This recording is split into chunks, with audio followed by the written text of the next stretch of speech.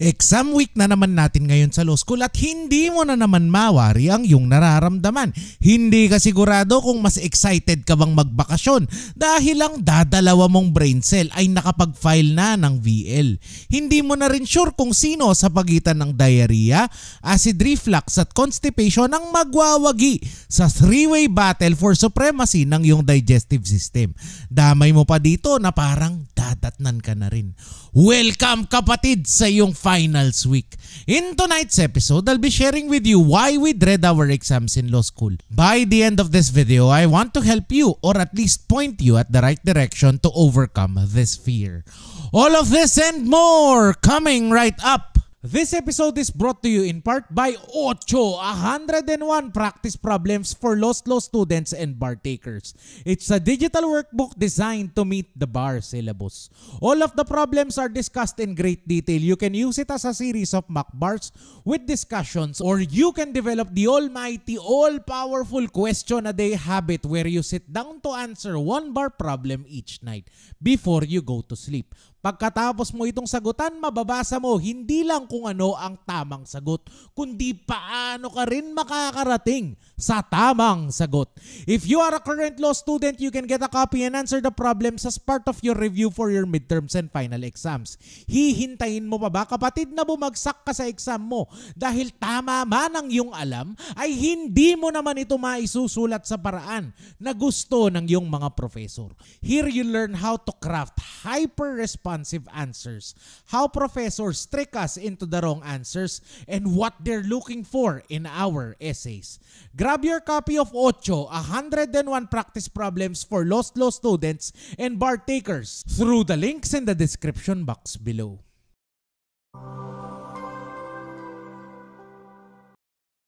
Hi, my name is Lex and welcome to Lex in Motion. In this channel, I'll be helping you build your competence, confidence, and capability in law school. Start today by hitting the subscribe button below. New episodes are posted every Friday. We dread our exams in law school because we fear our past. Takot na takot tayo tuwing midterms at finals dahil tayo ay sadyang minumulto ng ating mga nakaraan. Sa iyong pagupo sa exam room ay naroon ang kaba na kulang ang iyong basa sa mga araw at buwan na nakaraan. Takot kang magsimula dahil alam mong oras lamang ang pagitan mula nung ikaw ay nagseryoso ng aral. We dread exams in law school because we fear our past. We fear the repercussions and the consequences of the decisions we have made. And now, the Pied Piper has come to collect his dues. Alam mo sa sarili mo na nagbasa ka lang para pumasa. Alam mo sa sarili mo na tinamad ka sa mga araw na alam mong hindi ka naman siguro matatawag. Alam mo sa sarili mo na nagbasa ka sapat lamang para makatawid ka. At ang exam mo mismo ang araw na sisingilin ka. We dread our exams because we fear our present. Takot na takot tayo tuwing midterms at finals dahil takot tayo hindi lang sa nakaraan kundi maging sa kasalukuyan.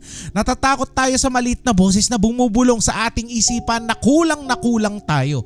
Ang maliit na boses na nagiging sigaw at walang sawang humihiyaw upang ipaalala sa iyo kapatid na hindi ka matalino, na kulang ang iyong aral at hindi ka karapat-dapat pumasa.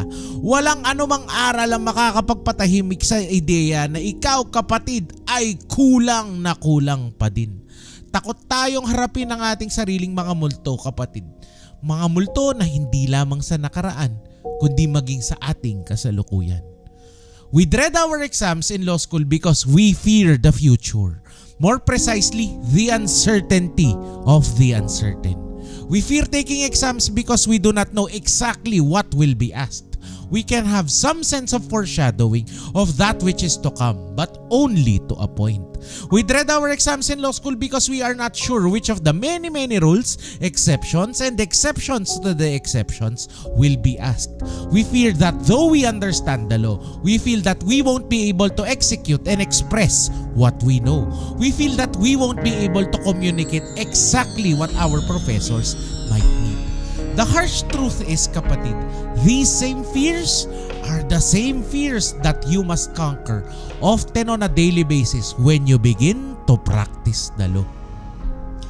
Each and every day you will be confronted by the ghosts of your past. The past that is quick to remind you that who you are and what you do simply isn't enough. You will wake up in the middle of the night haunted by your own mistakes. Makikita mo ang mga mukha ng mga taong nakulong o nawalan ng bahay at lupa dahil sa mga sarili mong kabobohan. Each and every day you will be reminded that you are only as good as your last case. It does not matter that you have beaten this multinational company or wiped the floor with the biggest, baddest bully in the playground. Your reputation as a lawyer is only as good as your last case. People do not remember your legal victories. They will only talk about your last case. If you do well, then your clients will sing your name to the highest heavens and talk about this to their neighbors. If you muck things up, asahan mo na 10x ang makakarinig na marites dito. These same fears you are going through will be the same fears you will encounter when you practice the law. When the great Kobe Bryant, the Black Mamba himself, is asked to take a game-winning shot, with the game on the line, his confidence does not come from his own ability to make the basket.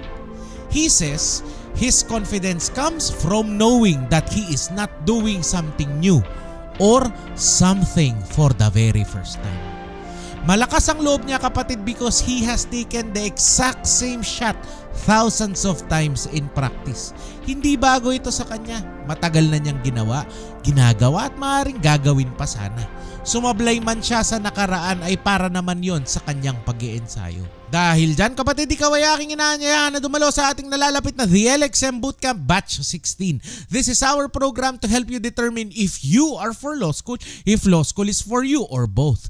If you are a current law student, this is a chance for you to review the courses you have already taken and an opportunity to learn in advance for the courses you are about to take. This is a safe place for you to make as many mistakes as possible.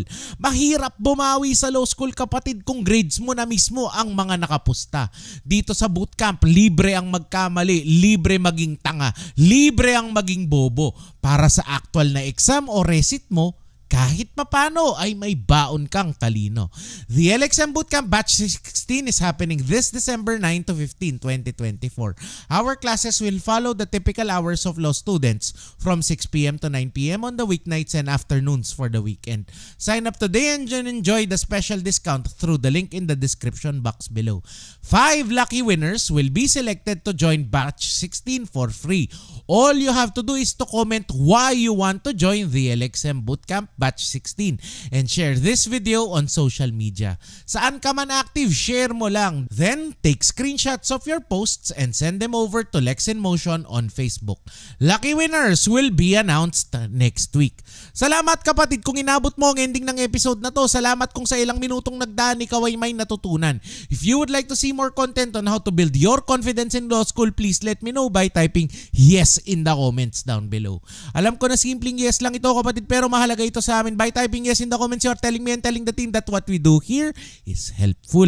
By typing yes in the comments, you are telling me and telling the team that an actual sentient human being watch this episode at may totoong tao ang nakinabang sa aming pinagpapaguran. Thank you so much for watching. Like and share this episode for Good Law School Karma, and I will see you again next Friday.